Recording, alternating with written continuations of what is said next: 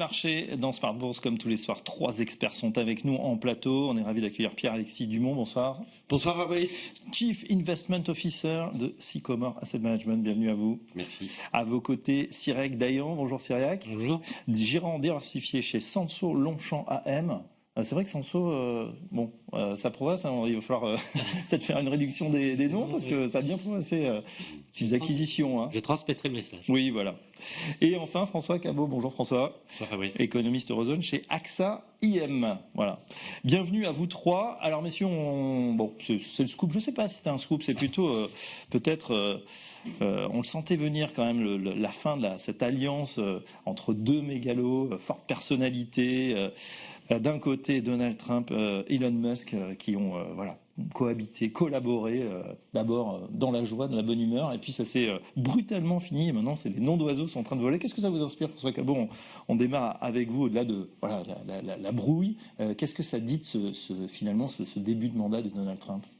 Je pense qu'effectivement, ça reflète bien l'aspect un peu chaotique de l'information et de la direction qui est menée, à la fois sur le plan purement politique que sur le plan de la politique économique. On se rend bien compte que les marchés valsent en fonction des annonces.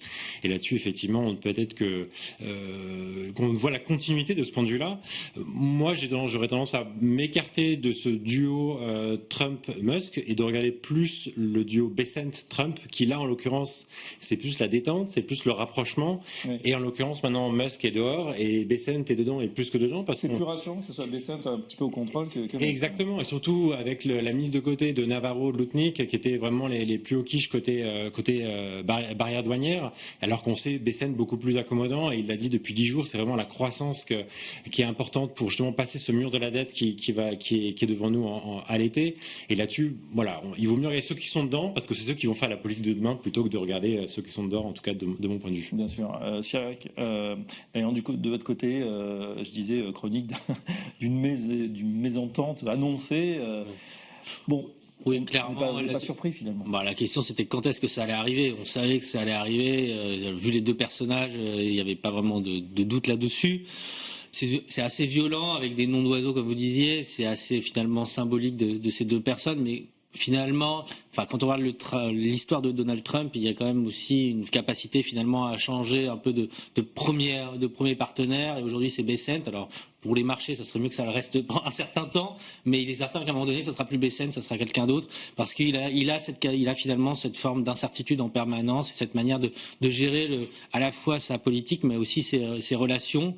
Donc, à suivre. Maintenant, l'impact marché, ce qu'on retiendra d'Elon Musk au niveau vraiment de ce qu'il a réalisé, c'est qu'il y a eu beaucoup d'annonces sur ses plans, ses programmes de licenciement complet, et que ce qu'il a réalisé in fine, c'est quand même relativement faible, et Donald Trump est obligé de se retourner sur d'autres stratégies, parce que la stratégie qui était de couper partout sur l'économie américaine. Couper, gagner à peu près, économiser 2000 milliards, et puis finalement c'est 165. Et encore, ce chiffre-là, il est quand même contesté aujourd'hui, et on voit qu'il a finalement tapé sur des choses relativement faciles. On pense par exemple à l'aide à l'international, parce qu'il y avait personne qui était capable de s'opposer à ce niveau-là. En tout cas, c'était plus difficile pour les pays qui étaient ciblés. Mais finalement, on se rend compte que l'administration américaine, elle est, comme la plupart des administrations, pas aussi facilement modifiable que ce que voulait bien dire à la fois Trump et Musk. Ouais. Pierre-Alexis Dumont, c'est vrai qu'il y a eu quand même des forces de rappel à une époque. C'est vrai qu'au début, les 100 premiers jours, les 100 premiers jours, on a l'impression de quelqu'un d'omnipotent qui décidait, avec son gros stylo, des mesures. On voit qu'il y a quand même des forces de rappel qui se mettent en place. Exactement, je pense qu'on est parti sur quelque chose de très disruptif au départ. Et là, le fait, en effet, comme vous l'avez dit, que le président Trump se rapproche de Bessent, on est sur un programme qui sera plus normé et qui est plus rassurant pour les marchés financiers. Voilà, donc ça, c'est évident. Après, si on prend un peu de recul, ça met quand même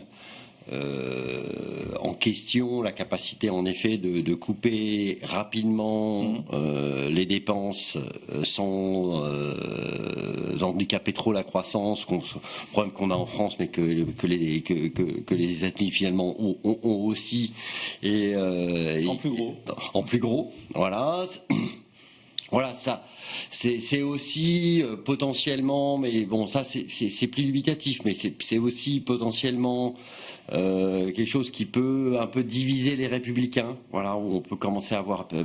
Je sais que pour l'instant, le président Trump tient très bien son camp, mais ça, c'est aussi une source de risque à un moment ou un autre que la partie libertarienne, qui veut couper assez fortement dans les coups, se sépare peu à peu du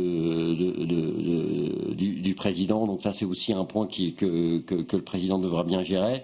Et le troisième point, bon, après, les conséquences directes, elles sont principalement pour la galaxie Trump, pour la galaxie Musk, hein, c'est-à-dire pour les contrats de SpaceX, les contrats de Tesla. Ça fait des juges un petit peu quand même sur la tech hier. On a vu les valeurs. Oui, en général, sont principalement la partie Musk dépendant. Hein, faut être très franc, puisque là, il y a eu une menace directe d'ailleurs du président qui était de dire bon, si Monsieur Musk continue, nous allons couper tous les contrats gouvernementaux avec SpaceX et Tesla, qui sont des très gros contrats.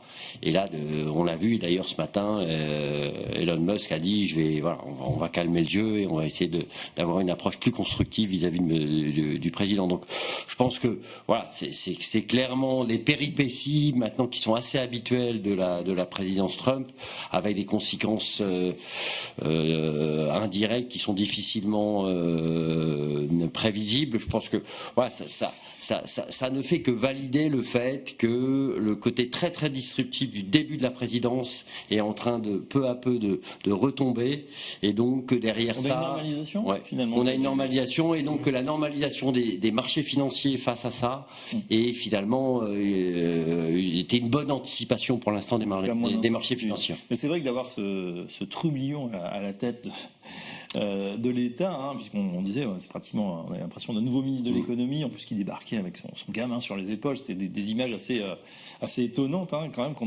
qu'on a vu. Finalement, chacun retourne à sa place. On espère Elon Musk, chef d'entreprise extensissime qu'il est, hein, avec ses plusieurs entreprises, c'est plutôt mieux. En tout cas, je pense aussi pour les actionnaires qui ont dû se faire du souci. C'est jamais bon de mélanger politique et entreprise. François Cabot. Oui, non, c'est sûr que là-dessus, je pense qu'on y reviendra. C'est comment est-ce que les marchés financiers ont pu ne pas voir, en tout cas, s'absoudre quelque part de cette incertitude qui était là et qui reste là, et qui malgré tout, ont vécu à travers ça et se disent en fait finalement on a évité le pire avec le jour de la liberté, les tarifs ont été diminués, donc en fait finalement tout va bien, et c'est ce qu'on évoquera je pense après, et c'est malgré tout l'incertitude reste là, et en fait quand on regarde un peu la littérature économique, on se rend compte que l'incertitude elle attaque vraiment l'économie entre 4 et 8 trimestres, donc on est un peu dans ce no man's land où tout est très très chaotique, mais finalement pas si mauvais que ça, parce que l'économie pendant ce temps-là était en train d'anticiper les tarifs. Et là, on l'évoquait à l'instant, le marché de l'emploi américain est encore bon, mais ralenti. Oui. On a vu les ISM cette semaine qui également vont tout juste aller sous les 50.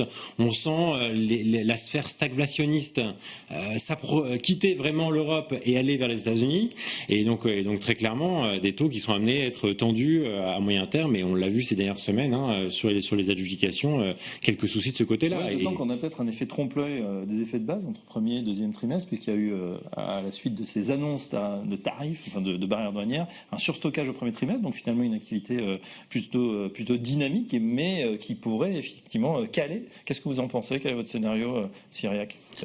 Au niveau économique, c'est assez rare pour être dit. Il y a une forme de consensus pour dire que la politique aujourd'hui menée par Donald Trump, la première économie qui a impacté négativement, c'est la croissance américaine. Il faut bien comprendre qu'on parlait d'une croissance qui était entre 2,5 et 3 en début d'année. Aujourd'hui, on réfléchit entre 1,5 et 2. Alors, ça reste quand même supérieur à la zone euro, il faut quand même le noter, supérieur à la croissance de beaucoup de pays développés. Néanmoins, la politique américaine et cette incertitude qu'on vient de citer, le premier impact, c'est sur l'économie américaine. Donc ça, c'est le premier point qui me semble très important. C'est que Donald Trump, il y a ce principe de réalité qui va se rappeler à lui aussi, c'est que s'il se lance dans des grands mouvements, des grandes annonces, et qu'à la fin, Oui. Ceux qui plongent les premiers, c'est les Américains. Je suis pas sûr que ça soit son Et d'un autre objectif. côté, est-ce qu'il va pas réussir son pari? C'est-à-dire, on était quand même à pour le coup, des tarifs extrêmement bas, 2,5% à peu près avec le monde entier.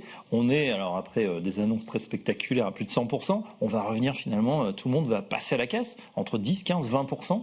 Ça va être à peu près l'étiage. Est-ce qu'il va pas, sur le temps long, finalement, réussir son pari et remettre un petit peu d'argent dans les caisses Alors, il va remettre de l'argent dans les caisses, mais l'argent, il va le prendre dans la poche du consommateur américain. Ça va être aussi simple que ça, parce que les entreprises vont passer ces taxes, ces hausses de taxes, et on le voit déjà. Walmart, alors ça n'a pas fait plaisir au président Trump, mais Walmart a déjà communiqué. Il y a même des news qui sortent en ce moment expliquant qu'il y a des entreprises qui montent leurs prix, alors même qu'elles ne sont pas impactées par les taxes douanières. Donc on est quand même dans un monde qui est un petit peu problématique en termes d'inflation, et qui fait d'ailleurs que la Fed est aujourd'hui dans un rythme extrêmement lent, pour pas dire un rythme nul, de baisse des taux, parce que finalement elle est un peu cornerisée, comme on dit, Oui. parce que d'un côté il y a une activité qui est pas, alors pour le coup pas extraordinaire, mais qui ne décroche pas, et je pense que ça il faut bien le noter aujourd'hui aux États-Unis.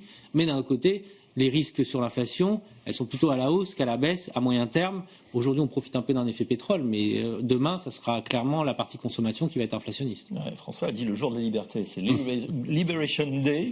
C'est vrai que c'était il y a 2 mois à peu près. Où est-ce qu'on en est aujourd'hui? On voit on continue la négo. On est dans ce mode négo finalement. L'Europe là est en train de...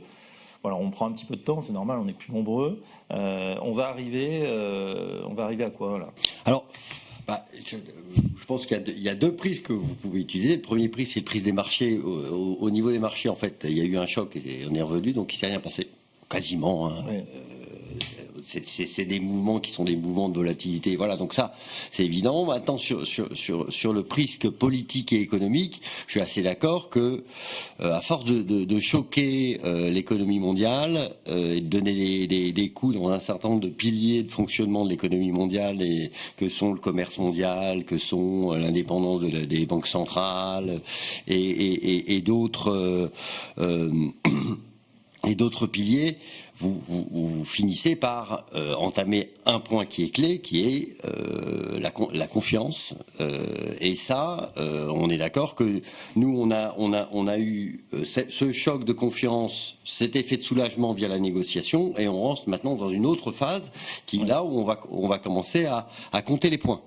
Et C'est donc moins là, sûr, mais ça va quand même nous impacter. voilà. Et donc là, qu'est-ce qui risque de se passer? C'est qu'on va regarder, il y aura sans doute un peu moins de tarifs que prévu, mais il va quand même en avoir. Donc, on va commencer à regarder quel va être l'impact récessif sur les 3 ou 4 prochains trimestres à attendre sur l'économie mondiale, notamment l'économie américaine, mais les autres économies. Ça, c'est le premier point. On va commencer à regarder quid de l'investissement des entreprises qui est en très forte diminution et qui aura aussi un effet de second tour sur la croissance mondiale. Donc, je pense que là, maintenant, on risque d'être dans des marchés qui vont être beaucoup plus dans l'attente de ce qui se passe. Donc certes, il y a des négociations, on a évité le pire, mais attention, voilà, maintenant, quelle va être la réalité? Et en fonction de cette réalité-là, évidemment, les prix vont s'ajuster. Mais un point qui nous semble clé, nous, dans cette nouvelle phase de marché, c'est que les risques qu'on avait identifiés dans les phases de marché précédentes, notamment dans les phases déflationnistes, Oui. où on avait des actifs refuges qui étaient très bien identifiés, qui étaient les taux américains, le dollar et autres, comme on déséquilibre le fonctionnement de l'écosystème mondial, on voit bien que les actifs refuges sont plus les mêmes et que les choses changent.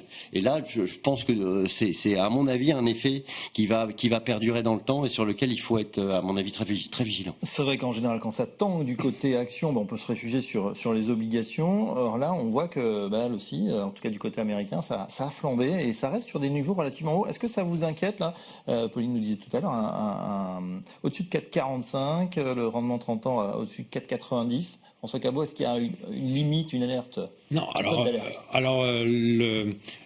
non, en soi, non, il n'y a pas de chiffre absolu. C'est comme les niveaux de dette publique ou privée, il n'y a pas de chiffre à ne pas atteindre. Sinon, en dehors de ça, on est sauf. Je pense que la relation, elle est toujours la même. C'est le fameux taux de croissance nominale versus comment on peut croître versus le taux d'emprunt. Et c'est justement peut-être la réorientation juste de ce qu'a essayé de faire BCN depuis 10 jours, en disant, bah voilà, en fait, on va pas arriver à baisser les niveaux de dépenses suffisamment, donc il faut qu'on croisse, il faut qu'on arrive à croître plus vite que ce qu'on paye. Et là-dessus, aujourd'hui, très clairement, les marchés apparaissent acheter ça. Moi, je suis assez d'accord avec votre thèse qu'on a plus vécu à travers ce trou sans vraiment regarder ce qui est en train de se passer. On a été plutôt rassurés par des données qui ont justement anticipé les barrières douanières. On n'a pas vraiment vu ce nouveau monde qui est en train de se façonner devant nous, et qu'effectivement, là-dessus, moi, je suis plutôt inquiet, effectivement. Alors aux États-Unis, au Japon, au Royaume-Uni, des taux longs, en l'occurrence, donc il y a des parties de courbe qui sont demandées de manière assez spécifique, reçoivent des tensions importantes. Donc là-dessus, tensions, mais pas catastrophique à l'aune de l'histoire. Non, tout à fait. On part d'une période où c'était extrêmement bas aussi. Absolument, mais c'est avec, je l'évoquais tout à l'heure, plutôt un choc stagflationniste pour les US. Donc c'est-à-dire que des taux courts vont rester élevés, avec du coup un ancrage élevé pour les taux longs qui vont du coup à eux-mêmes ressentir des tensions sur la partie budgétaire, et donc du coup être également tendus à la hausse. Ça veut dire des taux de financement de l'économie sur l'immobilier, sur les entreprises, qui est aussi déjà entre 6 et 7%. Donc ça veut dire que, alors sur un horizon qu'on a vécu là depuis 3 mois, il n'y a pas de souci, les entreprises sont pleines de cash, tout se passe bien. Maintenant, si on doit maintenir ça avec justement une remise en question de l'ordre mondial et cette demande pour le dollar qu'on avait avant qui est plus vraiment là, voilà, c'est inquiétant. On peut se poser la question de cette soutenabilité-là. Ouais. Et modulo l'action de la Fed en dernier ressort. On est habitué maintenant à ce que les grands argentiers mondiaux, dès qu'il y a une crise ou un risque de méga crise, soient là. Et on a l'impression que là, la Fed en garde sous le pied. Elle est très, très mesurée. En tout cas, elle ne veut pas du tout apporter le dos au moulin de Donald Trump. C'est vrai que d'ailleurs, quelle est votre vision là sur l'action de la Fed? La Fed a besoin de garder de la crédibilité, en fait. C'est quand même ça le principal sujet pour elle. C'est-à-dire que, et pour l'instant, Powell, il faut lui reconnaître ça, a réussi cette position. Il résiste, ouais. Il résiste très bien, et je trouve que même voilà, il est dans sa posture, il est très bon, et il faut noter, alors c'est passé un peu à travers parce qu'on était au milieu de la crise, mais la Cour suprême a quand même précisé que Donald Trump pouvait licencier qui il voulait au sein des fonctionnaires, mais que la Fed n'était pas une institution public, et que par conséquent il n'avait pas la capacité à licencier ou à virer Powell comme il s'est vanté. D'ailleurs, il s'en vante plus aujourd'hui. Là, je trouve que c'est déjà un point très important, parce que la Cour suprême aux États-Unis, c'est quand même le dernière étape, et vraiment ça dit le droit, hein. Pourtant ils sont acquis à la cause de. Pourtant ils sont acquis, et ça va être intéressant aussi, si on veut d'ailleurs rebondir là-dessus sur la question de la Cour suprême, parce que ça va, les taxes, les tarifs douaniers, ça va remonter aussi au niveau de la Cour suprême, et c'est pas si clair que finalement ils vont valider tout ce qu'a fait Donald Trump. Donc Donald Trump, les contre-pouvoirs se mettent un petit peu en place. Et pour répondre à votre question, oui, Powell a sous le pied, et c'est vraiment le point positif, c'est qu'on a des taux directeurs américains qui sont à 4,50. Si demain il y a une crise, ils peuvent baisser de 100 BP, voire 200 BP, alors qu'en zone euro on est déjà à 2%, alors on peut peut-être aller à 0, mais ça ne sera pas tout à fait la même histoire.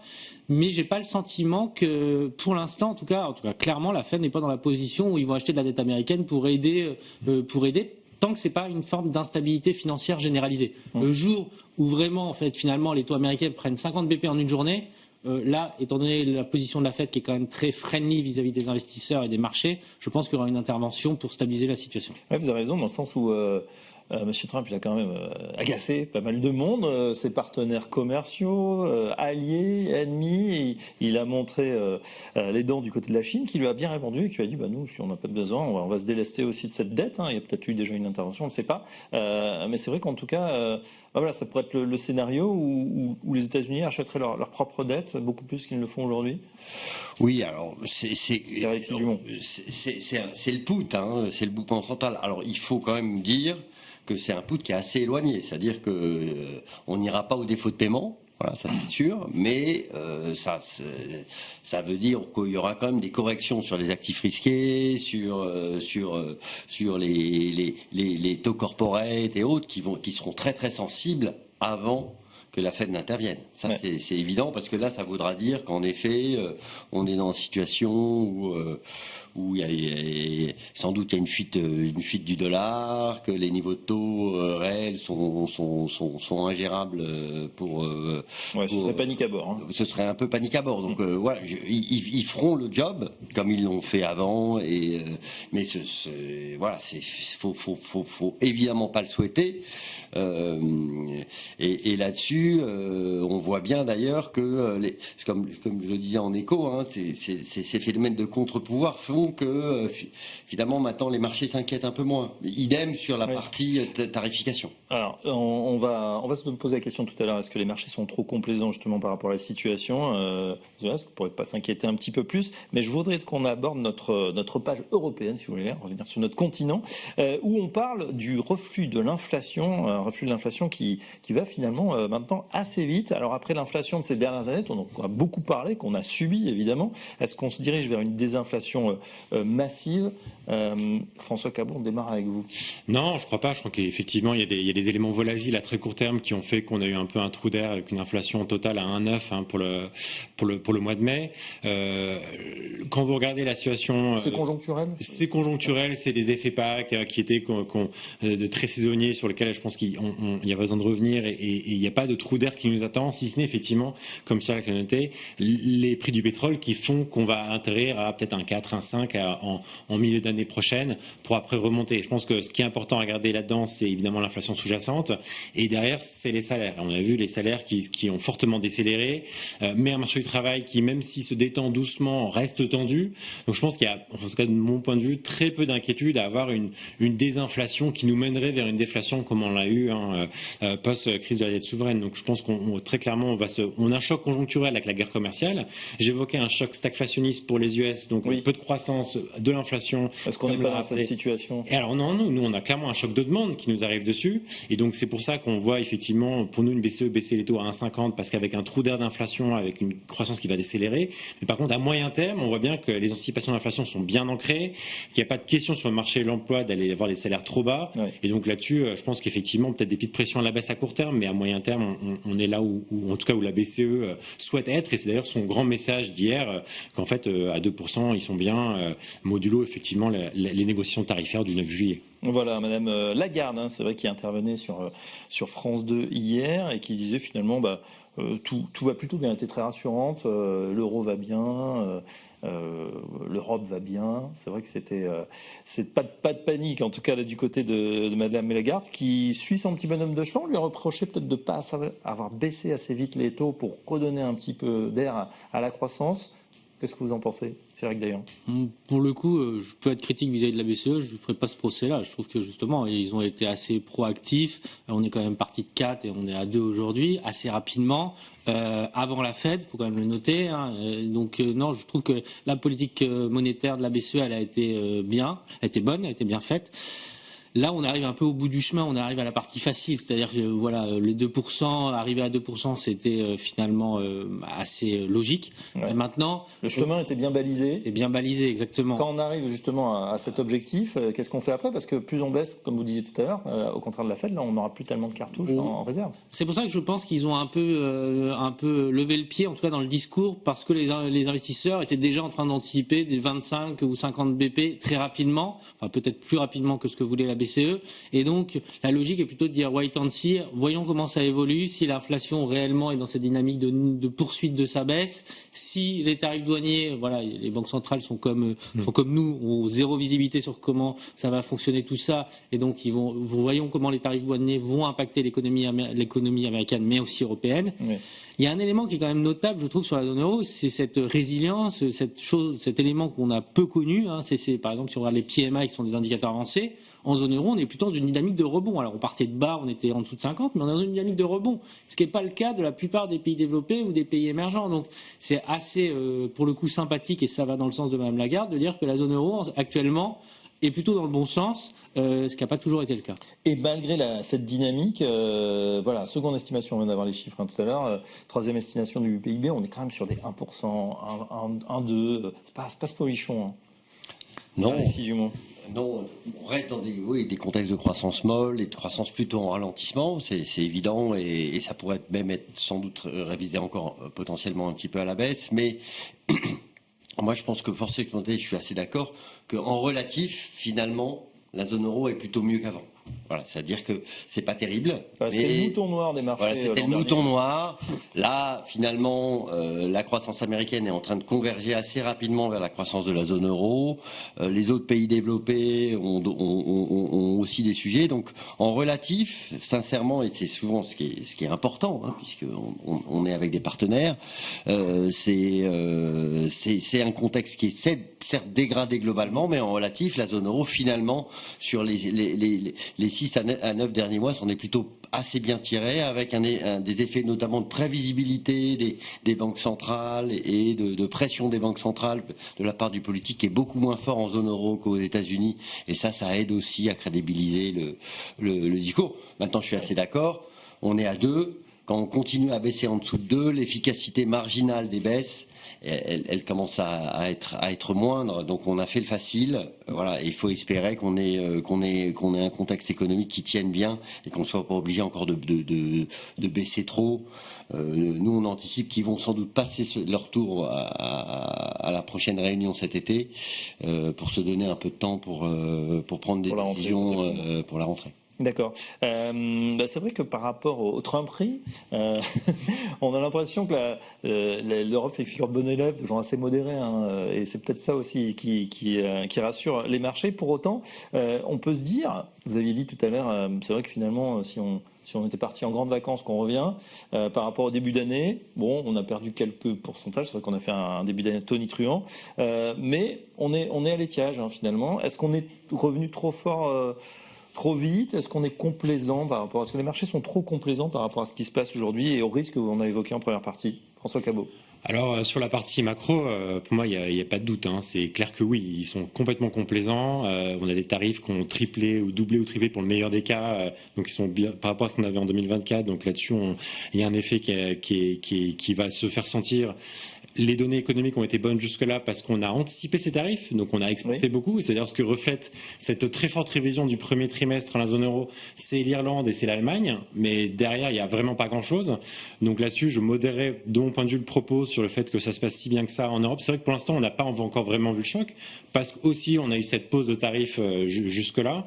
Et après, on l'évoquait tout à l'heure, cette incertitude qui balaye les marchés depuis 3 mois et qu'on n'a pas encore vraiment vu à l'œuvre sur l'économie réelle. Et vous faisiez effectivement référence à son impact sur l'investissement, et je pense qu'effectivement il va être amené à voir, et ça va être négatif. Donc je pense que là-dessus, se dire qu'on revient là où on était et puis on continue à aller plus haut, pour moi c'est très clairement la complaisance, surtout dans un univers où la messe est loin d'être dite sur cet élément chaotique de l'administration Trump. Est-ce qu'ils vont effectivement être capables de générer de la croissance et avec des taux qui restent si élevés que ça, avec quand même des grosses questions budgétaires qui sont devant nous. Et là-dessus, l'alerte pour moi a été assez claire ces dernières semaines. Le ouf de soulagement est peut-être trop important par rapport à ce qui nous attend. C'est votre boulot d'être inquiet aussi, de nous mettre en garde. Trop anticipé. C'est vrai que d'ailleurs, pour vous, est-ce que ces marchés-là, ils se voilent un petit peu la face? Est-ce qu'on souffle un petit peu trop vite par rapport à ce qui s'est passé ou ce qui va se passer? Alors il y a plusieurs éléments. Pour répondre concrètement, nous, dans nos portefeuilles, on était plutôt sous-exposé avant l'annonce de Donald Trump. Alors on a été sous-exposé un peu trop tôt, hein. On avait loupé le bon début d'année. Donc avant le 7 avril? Avant le 2 avril. Le 2 avril. Et par contre, on a réinvesti assez massivement entre le 3 et le 9 avril pour se remettre sur une zone de neutralité, ce qui était plutôt une bonne idée. Et très récemment, on a recommencé à se remettre sous-exposé, considérant que oui, il y avait beaucoup de bonnes nouvelles qui étaient dans les cours, et que finalement le potentiel de hausse nous paraissait relativement limité, en tout cas de forte hausse.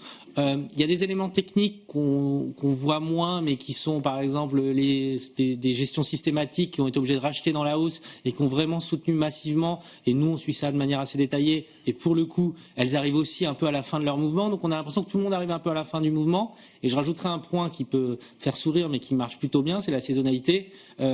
Durant l'été et jusqu'à fin, on va dire mi-octobre, en général, statistiquement, c'est pas des bonnes périodes pour les marchés financiers. En tout cas, c'est pas des marchés, des périodes de forte hausse. Et dans ce contexte-là, il nous semble plus intéressant d'être relativement prudent. Oui.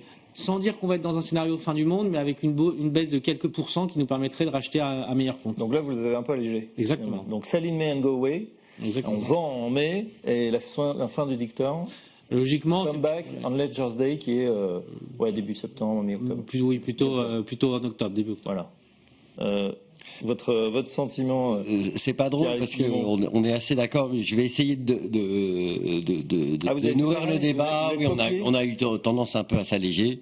Nous, on était plutôt surexposés en début d'année jusqu'au Liberation Day. On est resté surexposé et voilà. Mais là, en effet, on considère que le profil rendement-risque des marchés est pas extrêmement est un peu asymétrique. C'est-à-dire que on voit difficilement ce qui peut faire qu'il y ait des surprises très positives, même s'il y a un peu d'indicateurs économiques qui surprennent à la hausse. Il y a quand même un effet de ralentissement, que ce soit en top-down ou même quand vous interrogez les entreprises cycliques de façon ce qu'on appelle bottom-up en interrogeant les entreprises. Donc, on s'attend quand même à avoir un été un peu compliqué sur le contexte économique. Et donc, il y a peu de facteurs de soutien. Après, nous, il y a quand même un petit point qu'on met en avant, c'est que dans ce nouveau contexte, un peu plus différent de ce qu'on a connu, il y a un point qui fait que nous on est très très vigilants, c'est que les approches un peu en prime de risque, où on compare les rendements des actifs obligataires avec les rendements des actions, sont des choses à regarder quand même avec beaucoup de recul, pour deux raisons. Le premier, c'est que le risque, pour nous, sans doute, sur les prochains mois, il est quand même beaucoup sur la partie obligataire, un peu moins sur la partie action. Parce que les inquiétudes, à mon avis, vont se concentrer là-dessus. Et donc, en relatif, les actions vont souffrir, mais vont finalement moins souffrir.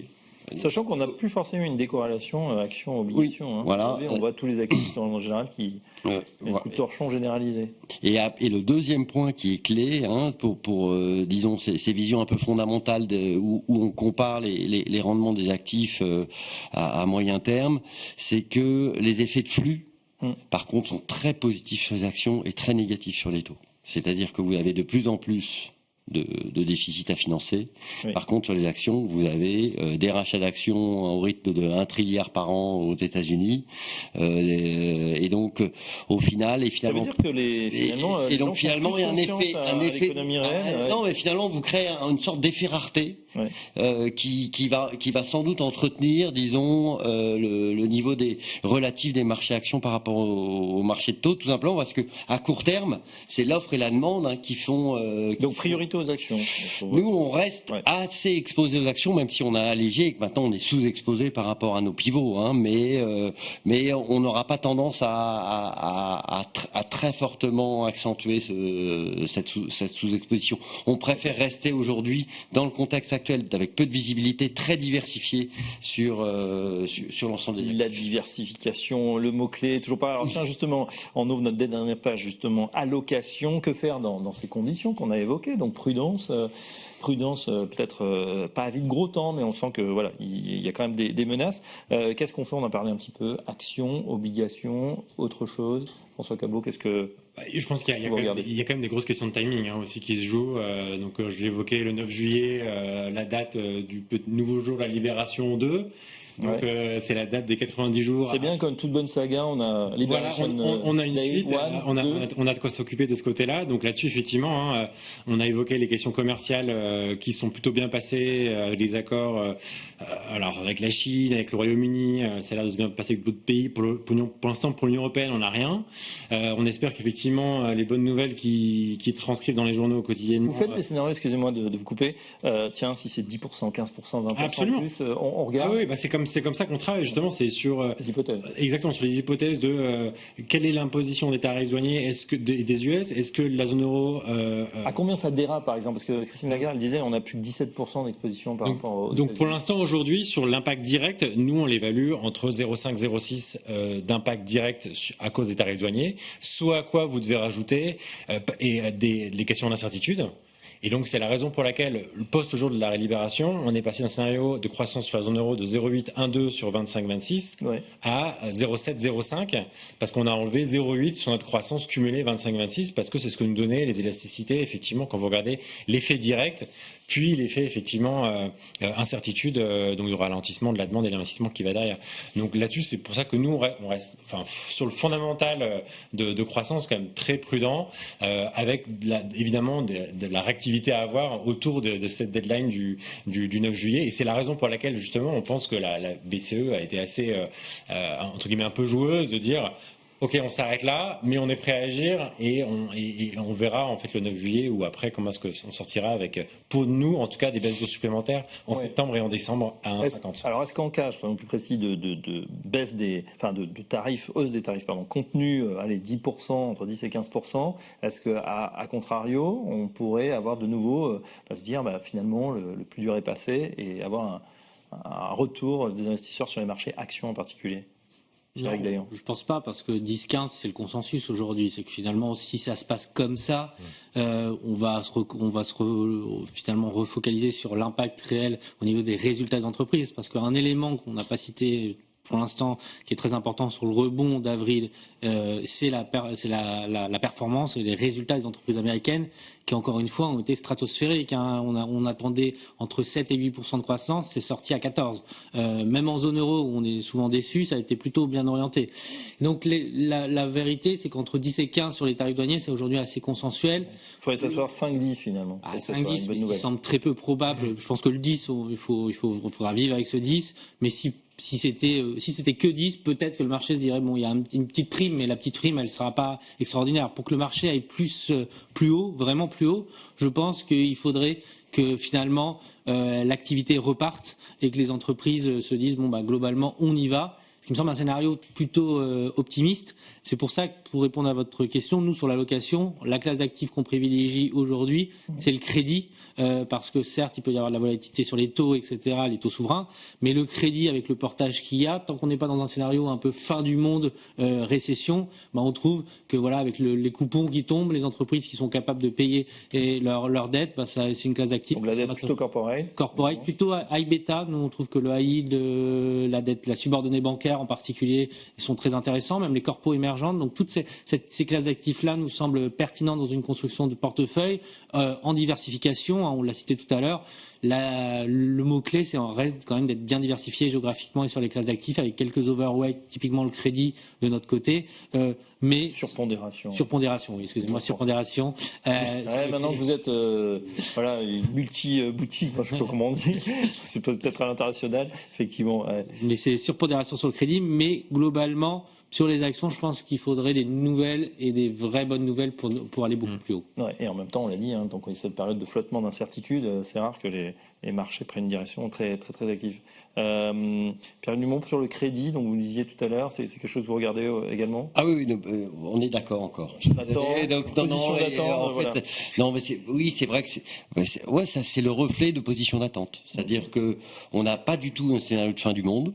Et donc, tant qu'il n'y a pas de scénario de fin du monde, l'actif crédit, même s'il est aussi un peu cher, il tient. Et il y aura pas de très forte hausse des défauts. Nous, on a eu tendance, un peu comme les actions, à alléger, parce qu'on était long action, long crédit, donc à alléger un peu le risque sur le crédit, donc à se désengager un peu de certains secteurs, notamment les secteurs sur lesquels on anticipe quand même des impacts assez forts en termes tarifaires. Donc le secteur de l'automobile, par exemple, on a eu tendance qui avait très très fortement rebondi au niveau crédit, on a eu tendance à alléger un peu nos positions sur le crédit. Et sur la partie action, on est resté assez exposé sur la partie européenne qui nous semble aujourd'hui avoir finalement être le gagnant en termes de zone, et on a plutôt eu tendance à diminuer un peu les positions sur la partie américaine. D'accord. Et au sein justement de ces actions européennes, en particulier, alors on nous disait déjà il y avait un rattrapage Europe-États-Unis qu'on a vécu en ce début d'année, et puis là, alors on l'attend depuis plusieurs années, ce serait la revanche des petites et moyennes valeurs qu'on surveille attentivement. Certains nous disent ça frémit, voilà, l'indice small mid-cap est au-dessus du CAC 40, est-ce que vous en avez là-dessus, vous regardez également? On regarde, alors nous c'est une classe d'actifs qu'on n'a pas dans les portefeuilles, mais qu'on n'a pas depuis des années. Hein, donc, c'est plutôt une période pour nous d'attente pour voir si on y va. Je trouve qu'il y a quand même des bonnes nouvelles sur les small mid cap, mais finalement, au total, la surperformance, pour moi, elle reste relative. Enfin, on parle de quelques pourcents quand il y a eu une sous-performance qui était de quelques dizaines de pourcents. Il reste de la place et je trouve qu'il y a quand même une meilleure visibilité encore aujourd'hui sur les large cap. J'exclurais peut-être de ce raisonnement l'Allemagne, les small mid cap allemandes qui sont dans une problématique très particulière avec ce qui se passe en Allemagne, qui peuvent peut-être avoir une dynamique spécifique. Mais globalement, en tout cas, nous, on ne s'est pas repositionné sur les small cap européennes pour l'instant. Ouais, Pierre-Alexis Dumont, vous faites pareil qu'eux. Nous, mais nous, on est historiquement une maison très small cap, hein, donc ça nous a fait beaucoup souffrir. Chez Sycomore, on est spécialiste là pour retrouver les pépites. On est assez spécialiste. Dans les portefeuilles plus généralistes, on a eu tendance en effet à fortement alléger nos positions. Et on est un peu plus constructif, mais uniquement sur des segments de marché. Donc, et c'est lesquels les segments de marché? Donc c'est les segments de marché sur lesquels vous avez une dynamique propre. Donc c'est en effet l'Allemagne, donc les petites et moyennes valeurs allemandes exposées peut-être au plan d'infrastructure allemand qui, on le sait, va être mis en place parce que les Allemands font ce qu'ils disent et disent ce qu'ils font. Donc ça c'est très bien. Donc voilà, mais pas du tout sur l'entièreté du spectre où on a une grosse volonté de réinvestir sur le spectre globalement, tout simplement parce que on dit la chose suivante, qui est une chose assez simple, hein, c'est que la partie financement, il va avoir une très forte compétition sur le financement. Et donc c'est très différent disons de l'ancienne phase 2010-2020 où finalement il y avait de la déflation et donc il y avait un financement quasiment gratuit. Là, il va avoir un vrai problème sur le financement et quand le financement est difficile, c'est une classe d'actifs qui a tendance à souffrir. Bien sûr. On termine avec vous, François Cabot. Alors pas sur les small et mid caps, mais puisque vous êtes économiste Eurozone, ça avait tiré les marchés, c'est vrai, ces annonces de l'Allemagne. On sent quand même que ça. Voilà, c'est parti pour durer, hein. C'est pas des choses qui vont annuler. Comme disait Alexis, ils vont faire exactement ce qu'ils font, ils vont dérouler le plan. C'est ce qu'on attend d'eux, à la fois pour sortir de leur stagnation économique depuis 4 ans, hein, ils font zéro croissance depuis 4 ans, et puis aussi pour l'Europe, hein, très clairement, on espère que ça puisse avoir des effets de ruissellement sur les autres pays, la France et aussi l'Italie qui est un grand pays industriel, mais là très clairement on a un séquençage où les mauvaises nouvelles sont plutôt juste devant nous, on va devoir naviguer, c'est ce qu'on a discuté jusque-là, et avec effectivement, on l'espère heureusement, cette perspective au bout du couloir, hein, comme on dit, d'avoir la lumière et de voir effectivement en horizon 10 ans.